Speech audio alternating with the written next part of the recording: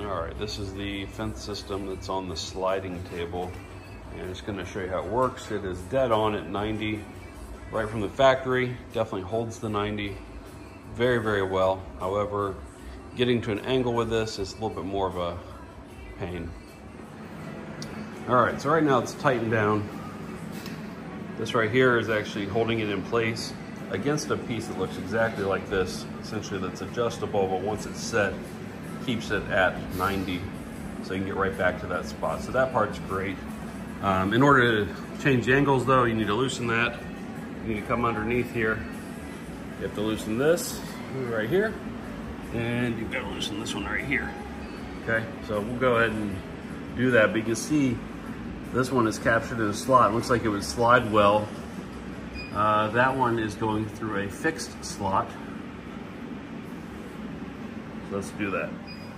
All right, we're gonna try to do this and record it. So unfortunately, the only way I figured out to do it, you actually have to take this one all the way off. Okay, which again, seems asinine. And this one, unfortunately, isn't long enough either. So it has to come all the way off, like that. Okay, then you can come up here, loosen this, which I've already done.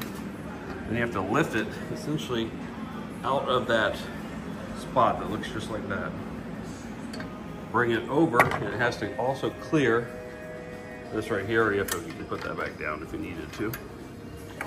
So now, your limit though, that's about the smallest angle you can actually get, which is not great. It does have a reading on here, so you can see, but what happens is this piece of metal underneath here actually runs right into that. I don't really see a great way to adjust it on the fly very quickly. So that's the part of the fence system design that's pretty rotten. I suppose the saving grace for the fence system up here that's not so great.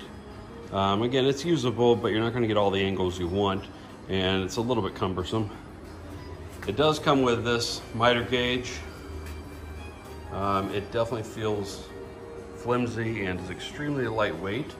And at first I assumed probably a throwaway piece, but in practice it's actually decent and it does the job pretty well. So it just slides inside this track right here, secures on there very nicely, so it's locked in place, and then it will stay with the table itself. So you can actually come into the cut very easily. You could couple that with the overhead clamp, actually hold the piece in, you'd be in good shape.